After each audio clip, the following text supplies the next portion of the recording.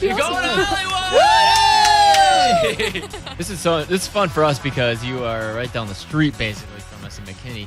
Harper Grace is here, everybody. This is good. Hi. American Idol, Harper Grace. Good morning, America. You name it. Like, what haven't you been lately? We looked up at the TV yesterday, saw it on GMA, and we were like, oh my God, this is fantastic. And it was for a positive reason this time. Yes, I know. It's so great. It's a lot different from, 5 to 6 years ago, waking up and feeling like total crap and like watching what people had to say and calling it the worst national anthem.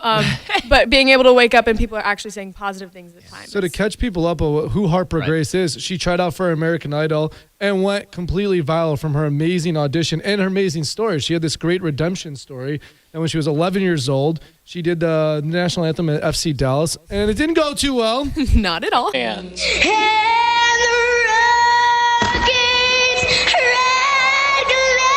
And it went viral for being the Fergie before Fergie. Exactly. And then she killed it in her audition and did an original song and Khalid, a cover of Khalid, Young Dumb and Broke. Young, Dumb and Broke. so after the anthem, right? Yeah. What did you start singing right away? Were you afraid to sing? Because now obviously you've been working on it. Yes. And you're back strong. So, what did it take for you to come back and like feel like you could sing again? Well, directly after the anthem, of course, it was really hard, and especially being 11 and hearing what people had to say about. People can be mean. Exactly. Yeah, and what I call it now is like internet courage, you know. And you think about it, there's not a lot of like communication, and it's all just commenting. But I didn't want to sing. So the first couple of days, I just wanted to kind of sit in a corner and cry for a really long time. But after 2 days, I finally realized, I was like, you know what? Like, I'm a very faith-based person, so knowing that this was all happening for a reason and that I needed to stay strong and just keep on pursuing my music and keep following my dreams. And so after the first couple of days, I was like, I'm just going to continue writing and I'm going to continue pursuing what I love. And so I just got up and I started writing a song, and I wrote a song called I've Got a Dream, and then that went on the radio and stuff like that. And so after that, I never stopped, and I just kept going and didn't listen to what anybody else had to say because I believed in myself. You're only 16. You're talking like you've been doing like 35 mature. years. Is that the earliest age you can try out for American Idol? Is that 16? Is that the youngest age? I think it's actually 15 this 15? year. Okay. So is this your first time trying out? Yeah, this is my very first time trying out. Nailed it the first time. Just one Golden take. ticket. Golden ticket. Yeah, it was actually really cool. I didn't put myself out there to audition. Someone from American Idol, like producer, like.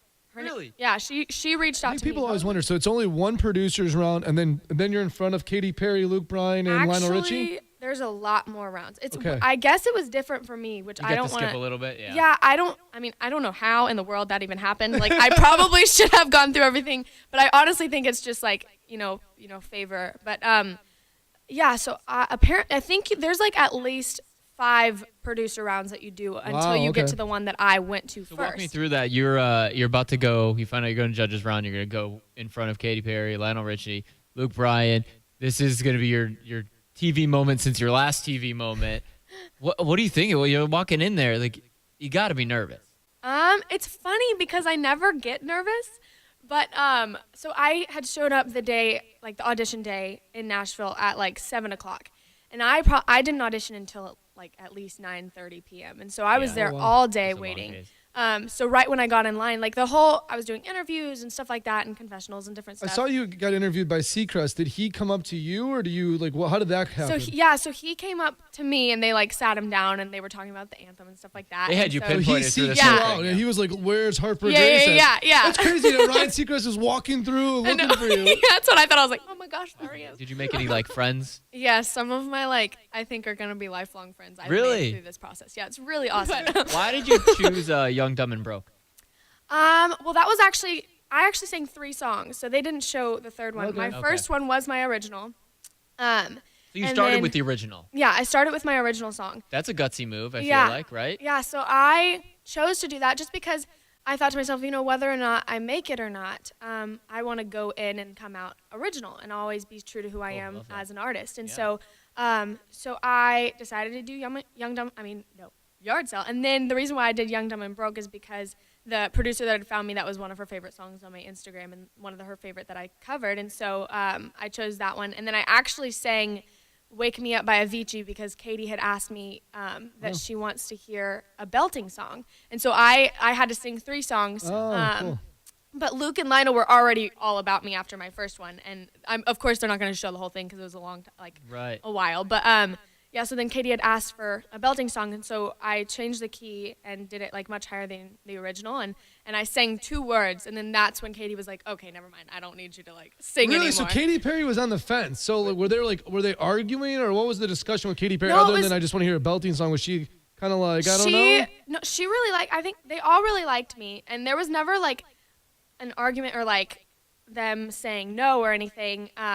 Katie was just like, "I just want to see if you can." And so whenever I opened my mouth and sang 2 notes, they were like, "Oh yeah, never mind." Like Katie's like, "Okay." You sing your original song, which is phenomenal. You wrote that. When did you write that? Recently, or is it a long time ago? I wrote that like sometime last year. Was it after Heartbreak, or were you kind of basing on something else? Yeah, you're 16. Well, how could you write that song? Like, get your stuff at a yard sale. What's going on? So actually, it's not a true story. Okay.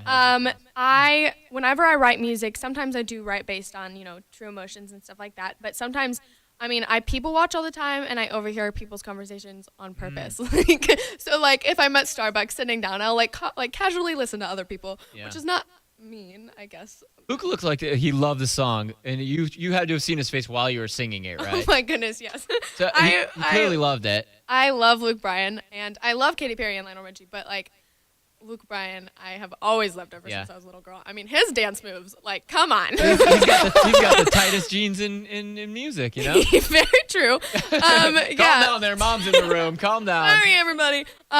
So watching him, listen to my song, and then even at the end as he was like, "Oh, I love the line Heartbreak Retail," I was like, "Oh my gosh, he literally remembered that." But you gonna sell him the song or what?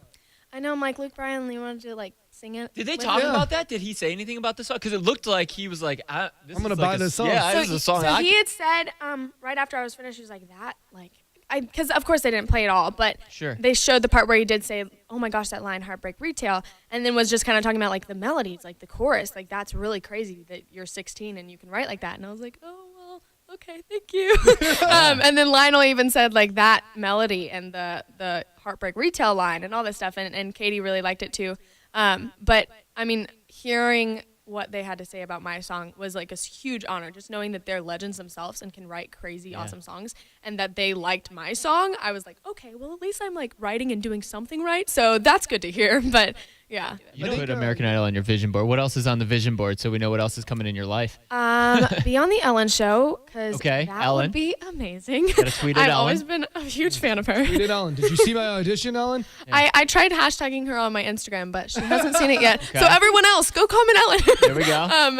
Be on the Ellen Show. I've always wanted to move to Nashville fully. We got some friends there too, so if you need any help, we got that. Okay, house. we can try to help. Songwriters too. Yeah. Yes. Walk on more red carpets. Get a tour bus. Oh, and then have a 1969 Chevrolet Apache with cowhide upholstery, and it's dang. That's my dream truck. Well, you could cross off be on Scotty and Bret's show. I sure you. No, and be on radio for real. Be on 93.3. I have all of the radio channels, but I've listened to this. This is my, if you go in your car and you know how you can set each radio, this is my #1 radio. Just really? saying. Yes, it's number 1. We're gonna go check it after the you actually can. I swear to you, it's #1. Have you sang the national anthem lately? I sang for the veterans and wow. We're really close friends with the guys from FC Dallas and do a lot of things with them.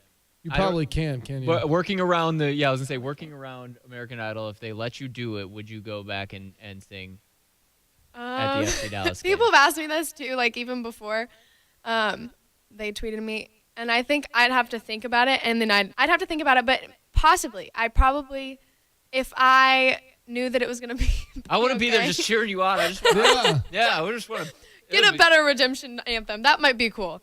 I don't know. Okay, well, you think about it. If I'll you think want, about we'll make it happen.